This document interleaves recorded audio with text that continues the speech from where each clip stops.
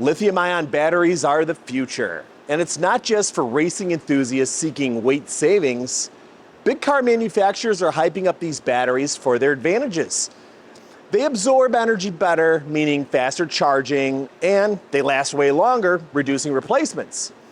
Yes, they cost more up front, but if you need fewer batteries because of their longer lasting lifespan and superior efficiency, lithium-ion is a no-brainer, right? Well, there's a catch, and it's a big one. And if you watch this video to the end, you'll not only understand the catch, but also your real options if you get caught. And if it's a good idea to run a lithium-ion battery in your vehicle. But how do you know if what we're telling you is legit? Well, I'm OJ Lopez, founder of Fluid MotorUnion, a luxury auto service shop that has been fixing stuff like this for 16 years right here in Naperville, Illinois. And if you subscribe to our channel, I'll do my best to bring you interesting content showcasing the challenges we see every week. So hit like for the algorithm, and if you've had an experience with the lithium-ion battery in your ride, good or bad, tell us about it in the comments. But buckle up, because you're going to want to hear all about this customer's nightmare.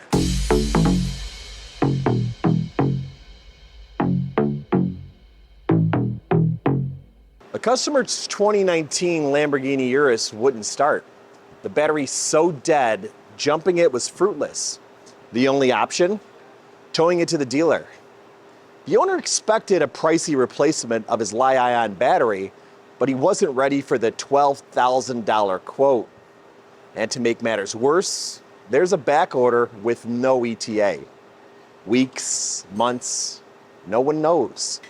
And it's not just the Lambo owners. The Cayenne 9YO and other Porsche models and other various manufacturers are dealing with massive prices and long wait times for these batteries. So what's going wrong?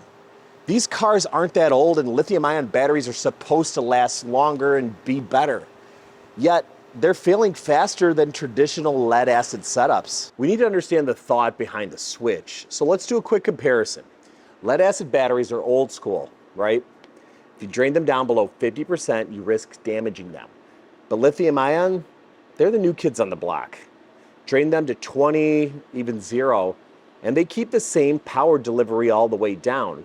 That means a 100 amp hour lithium battery can replace a 200 amp hour lead acid one. They charge faster and last longer, making them seem like a smart investment, right? Well, not exactly. So we first saw lithium-ion 12-volt batteries in the McLaren MP412C. Makes sense in a lightweight exotic that doesn't get driven much. So seeing the need for replacement, no surprise there. We replaced tons of batteries in exotics that see more storage than road time.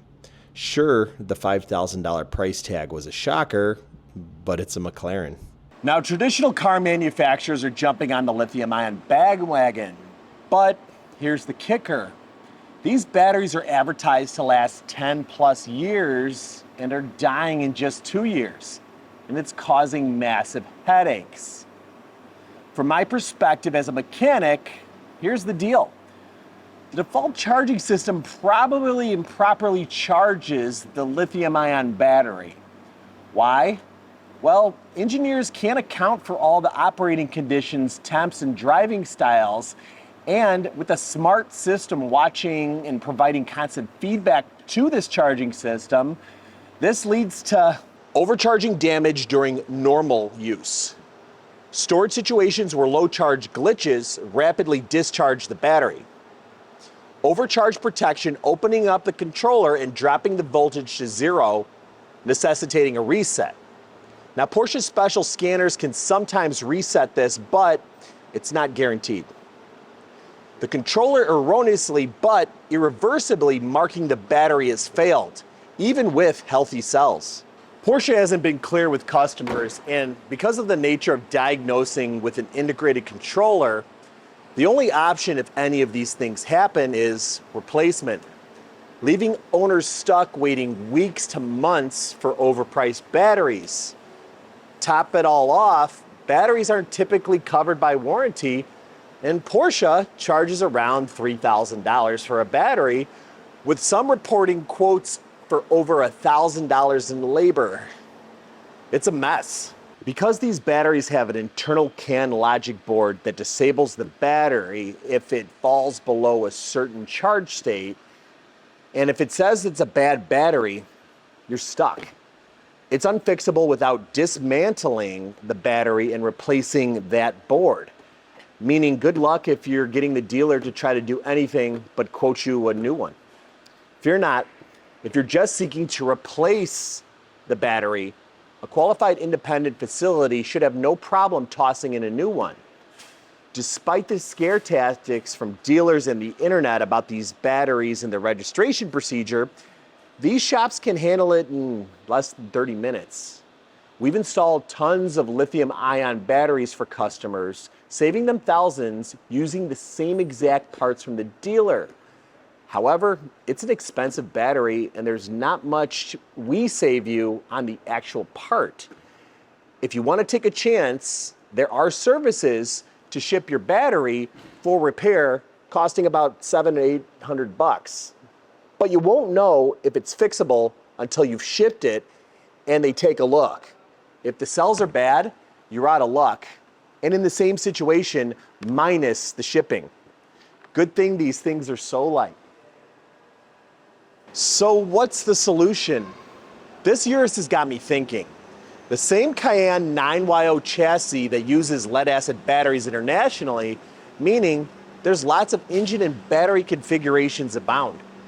The differences between these setups are minimal, and judging from the catalog, hell, the URUS even uses the same battery labeled Porsche.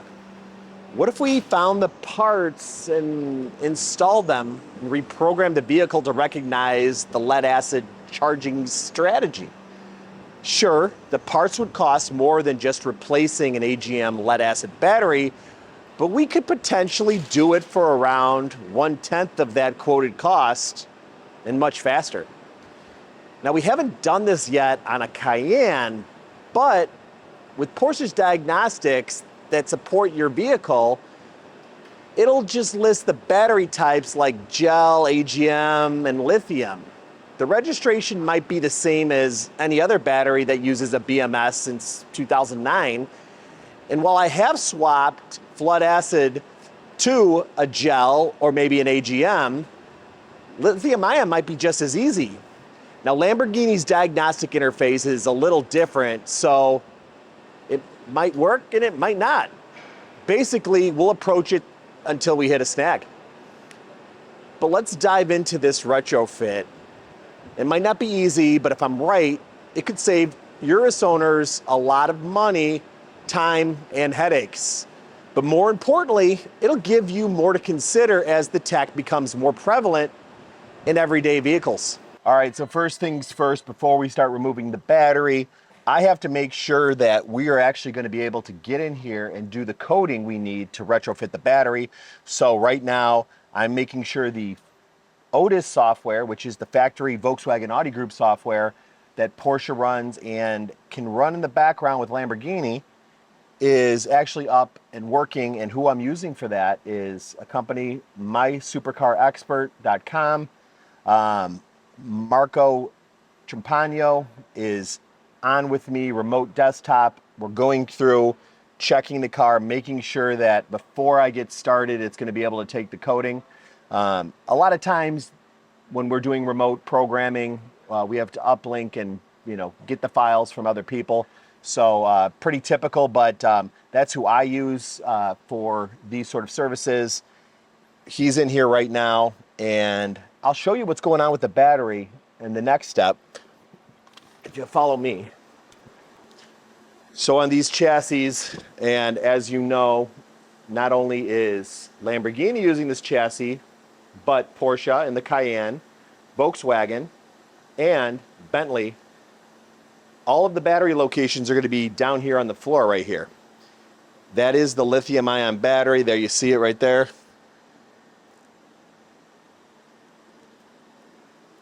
And the thing you're going to notice right away is this single wire coming out Now this is the bus system. This is the electronic communication. In the top of this battery is basically a module that tells the battery what the state of charge is, and it's also kind of the problem as well, because if this battery gets outside of anywhere that it deems is troublesome, it shuts the battery down, it shuts it off. A lot of times you have to trick it back awake to get it to work. And we've seen some cases where the battery, even though the cells are still okay, it registers that the battery's bad. And in that case, you still have to replace it. Or there's a few companies that if you send the battery to them, they can open this case up and hard reset it. However, you don't know if that's the issue because there isn't good testing to figure out if that's what's going on until you send them the battery and they tell you that's going on. So you could potentially send them the battery and you're still in the same issue. So the next step though, after I get all the computer set up, is I'm going to disconnect this, get in the wiring kit for what I need to switch over, and I'll show you those parts, get the battery in place, and then we're gonna start the programming. All right, so here's what we're gonna need to actually do the swap, and it's not a whole lot of parts. Negative battery cable. Again, this is from a Cayenne with a AGM battery. Was able to look it up in the parts catalog. The charging monitoring is a little bit different on these cars, so this one's actually on the negative terminal. We also have a power input that we're going to have to pin in order for it to monitor the power, and then a cap to differently route the conversion for on the lithium ion battery. The way it degasses is a big tube, so this is just a converter to get any of the hydrogen gas out to the proper fitting. So pretty simple, but again, because it's a Lamborghini, the diagnostic software is a little different. It's not so much the hardware of getting this swapped over, it's going to be the software getting it to register together.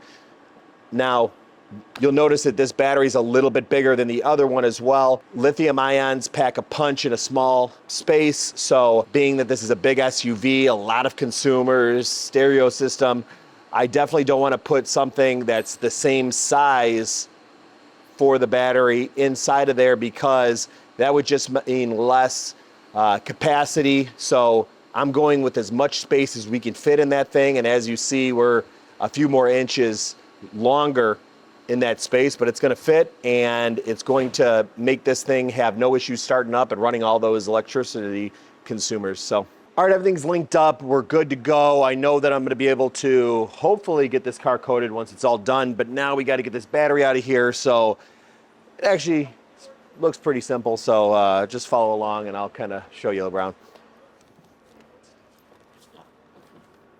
Got the two 10 mils. I'm going to disconnect the negative terminal, and I don't know what this wire is, maybe aftermarket, but I just want to take care not to rip it out, or don't want to hold it. Yeah, definitely not factory. Now this is that gas tube I was telling you about with the connection.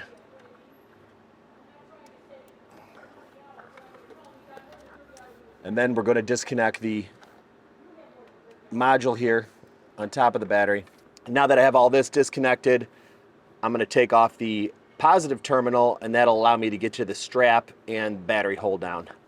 So if you can see on here, the battery hold down, which keeps the battery in place, keeps it nice and snug and not sliding around, is held down by two 13mm bolts, one of them holding the strap.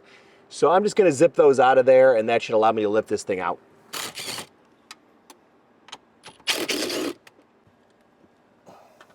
Got to make sure everything's clear. Be careful coming out. You don't want to rip any wires and give yourself extra work to do on the way out, but these batteries are very light. Oh yeah. Maybe a third of a normal battery this size.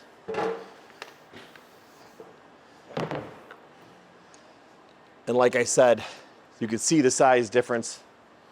Same height. Terminals on the correct side, red up front, black up front as well. So we'll be able to space out those two battery terminals.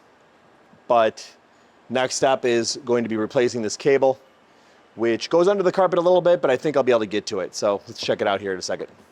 All right, so the last most tricky part of this whole thing, which really isn't that tricky, is getting this battery cable out and back in. And the battery cable is actually a good deal away underneath this carpet. Now, I could take some of these panels off and give myself a little bit more room, but I think I could sneak the 13 in there. I got it on the head. I should be able to sneak it out and in, hopefully, if I don't drop the bolt. So let's see if I get that to work.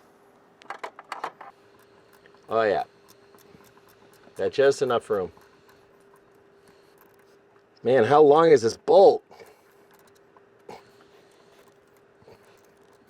Oh, this is annoying. Oh, there we go. Oh, don't drop it.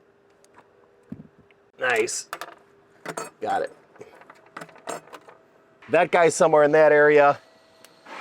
I've got to run the new cable, get that guy on there. And like I said, I could loosen this carpet up, but I'm lazy, so we'll see if I have any trouble getting it back on. Hopefully I don't. There's the old one. Let's see if I get the new one on.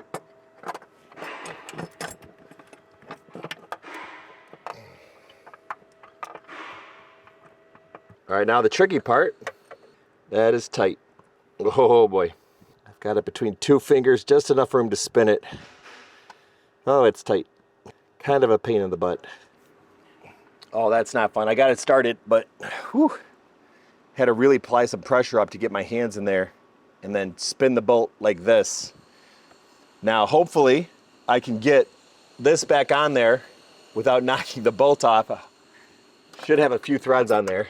The tension on the bolt doesn't want to ratchet the ratcheting wrench. So if I put a little force on it, I could carefully slide it the way I want to tighten it down. There we go. I'm gonna have to switch out wrenches. Now, typically on ratcheting wrenches, you could flip it sides to get the angle. I want to be at this angle, but these gear wrenches have like a lip on them. So I gotta see if I got another style of ratcheting wrench that I could actually flip this thing to get the angle, because of where the cable's at, it's actually lifting the head up. So I can't get the wrench all the way down on the bolt, and it's just spinning on the top. This is actually what I should have started with, snap-on instead of that gear wrench. And we're tight. Perfect, that worked. All right, this battery's bigger and heavier, so we're gonna have less control when we're dropping it in. Make sure you get all the wires and tubes out of the way, so that way you don't smash anything on the way in. Like I said, bigger, heavier, you're gonna have less control when you make that little drop. So make sure everything's clear, but let's see if we can get this thing in there. Make sure you got your orientation correct. Positive up top here. And look at that, fits in there. A little bigger, a little heavier, a little less weight savings. You know, but it's a big car. It's got a lot of horsepower, so I don't think the extra 20 pounds is gonna make much of a difference. So first step is gonna be putting this strap back on here, and I bent it up a little bit, getting it out on purpose because it was tight, but the metal is very bendable, and it's kind of seems like it was made for that purpose. Usually battery straps are, so don't beat yourself up too bad if you have to put a bend in it. This will be tricky. I gotta drop the battery hold down plate into position, as well as the bolts and washers. All right, those are the bolts there. I've got them in position. I'm gonna have to get them tightened down before I go ahead and put the positive terminal on, because the positive terminal is gonna block it. So let's nail those down real quick. Oh no, disaster averted. Gonna make sure I not burying any cables here. Dropping this down like a glove. That looks nice. We're gonna leave this negative battery terminal as the last thing to go on here.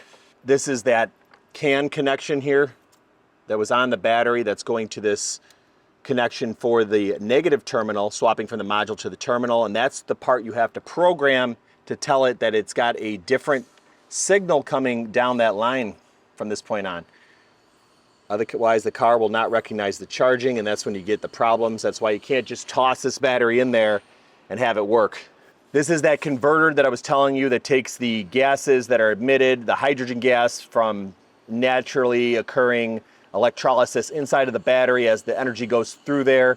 The byproduct is hydrogen gas. It's supposed to vent outside. And believe it or not, that's actually what makes a battery explode. It's not just the electricity stored in the energy. It's if a battery gets to a bad point, starts sulfating, it'll start producing more hydrogen gas, and you go to jump it wrong, you do something wrong, and it sparks that gas that's stored around the battery, and that's actually what makes a battery blow up. It's not the electricity inside of it. Of course, I'm not talking about lithium ion. That's a little bit different, especially if you puncture one of those. But this is the converter. As you can see, here's that connector that was on there. We're just gonna snap this guy in. Nice little click, and it goes on to the area that would typically be for a lead acid battery. They have a little vent charge. You got to cap off the other side, but usually on these batteries, one side's capped and you could switch it side to side depending on where the tube's at. But I've got one more thing. I've got a red wire to run. I've got to pin out something, and then I can hook this up and I can start coding and getting this car started. So this guy was a 2-pin. It just monitored the control module that was built into the battery. But what it's going to actually do is be ran to the positive so they can monitor charging. This pin is going to go in the second connector here, and then I'm going to run the other one just to the top of the battery. I'll probably use one of these screw heads here, the bolts coming off the terminal for where the cable goes onto. I'll just pull one of those off and use it the way it was. Just for safety, because once I put that wire on red, it's going to be live. I'm going to pin this in this end so it doesn't accidentally touch anything with that pin exposed. We're pulling this blue plug out of here, pressing this guy, this pin, make sure your orientation's correct, down into here. You'll hear it click. Pop that guy back over.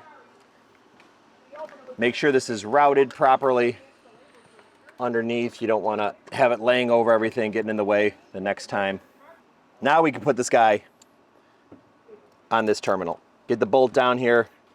I'm going to tighten that down. I'm going to tighten the battery terminal down, and we're going to see if we can communicate with the car, pop this thing open, and see if we can get this thing programmed. All right, moment of truth. Will it blow up? Let's see.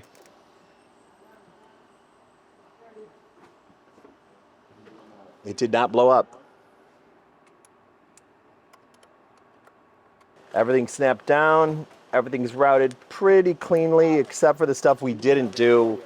Some sort of accessory in here that we didn't have any part of, so I'll try to tie the wires up so it looks a little better just because we were here. But that being said, I think we're ready to try it. Now, if you don't program the battery, the message that'll pop up is an electrical system right there, malfunction, and that'll stay present unless you code the battery, which is what we're going to do. Last step is hooking back up. We got a remote in, and they're going to change the coding on the car, get this battery to clear that message so that way the lead acid battery is going to be able to charge properly. We're going to get these messages off the dash and get this car back to the customer. So another expensive problem had by a customer that Fluid MotorUnion was able to find a fast and lower cost solution for. Now, what does that mean though for you guys at home, either thinking about swapping to a acid battery, or maybe you're thinking of switching to a lithium ion battery? Now, just because manufacturers are having problems, does that mean the aftermarket on some of these batteries that offer lower weight and savings in that department, the performance aspects of a lithium ion battery, does that mean we just throw it all out the window? No, but I would say that this technology use in automotive vehicles is still fairly new. It's still fairly fresh, and we're running into the problems that you'd expect. Porsche designed this battery to be used, and the strategies to charge it, they just don't have enough time and mileage on it. Even though it offers so many better things on paper, I'm replacing a ton of these batteries faster than we would a traditional lead glass battery. So if you're thinking about throwing one of these in your car, my advice to you, unless you're doing it for a big performance benefit such as you're racing and you're trying to save weight where every ounce counts, if you're just an enthusiast looking to put something cool in your car that you might think will give you a better starting. I don't think the technology is there yet. And, you might have a favorite company. There's a lot of good companies out there that are making great batteries, but it's just not holding out as of right now. I still think until we get this hammered out, lead glass is the way to go. And having those in there is just going to be cheaper and better for you guys to replace. But that's it for today. If you guys have any comments about your lithium-ion experience, whether putting it in your car or having something similar, doing a swap, go ahead, tell us about it in the comments. But until next week, stay tuned.